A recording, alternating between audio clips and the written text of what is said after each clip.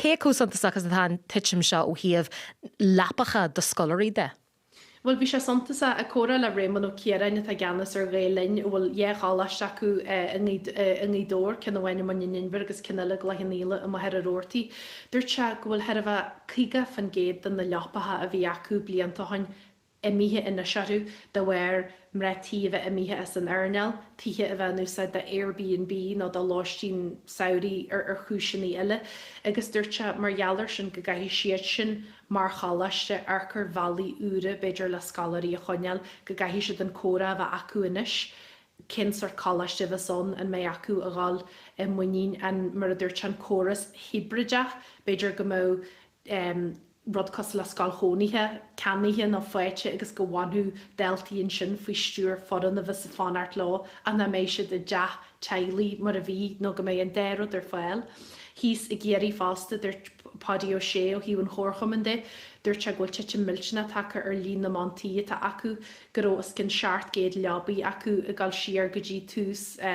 blianta an 10 a dúirt tenis tá si de cantir beidir tríhéad, ceirichéad lebaí tá tiite mór an sin, agus dúirt se ghfuil siad sin i bogu chun céine agus go bhlas acu go mé áú airtha mar sin tá siad sin na tógáil tithe le scalarí a choneal antú le teilí a bhú le scalarí a choneal agus tá si dennééis sean a rignemh chlóir a cheanart agus ghilsúla acu gnéine siad scal choníthe a sin donna scalarí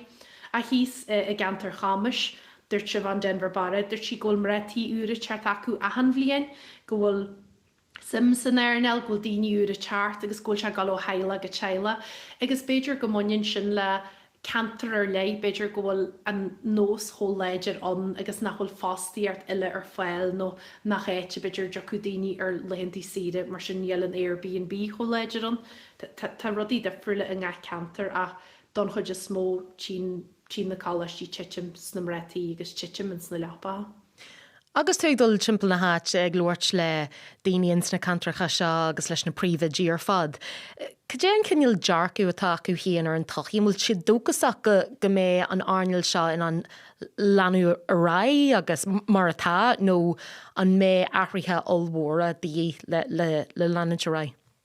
Well hí na stúdathe éile go leir me se le bhí si Harbh dohasa agus tí si de le go bhfuil na cáistí gaalacha suirt geranta mar chrudisin agus mar fuirt leirna a chorchann cin na gaalacha agus de híal na ggéaltarta agus go leanaí sin a ré ach ní leras a bí a cantla pádí ó sé agus a cantla réman ó céarain go bhlas acu sin go gaiithir táseart i gcarcur na féidir artíile agus a gais chéirí agus cáistí thcaghine tá siad a robbí cheanna héin agus tá nobar ar bon acu agus tá cum bhfuil géalaine gal haseart a scrúdú na féidirachtaí ile. A gais chalaiste chamas tá siad sin go mór a bhhaach go mó an bhantí nó an fartíí go fáil leirna in san chorchaige tá cáiste tá sin fér ó hiú na gáistí ar fád a tuigann siad ggóil nósannaí a ggéirtha tá na cuasaí cirithe go dtí cicis don chuid smó fod fád na tíre trí seaartní a bhíon a le castas agus aspa leapatha caiithir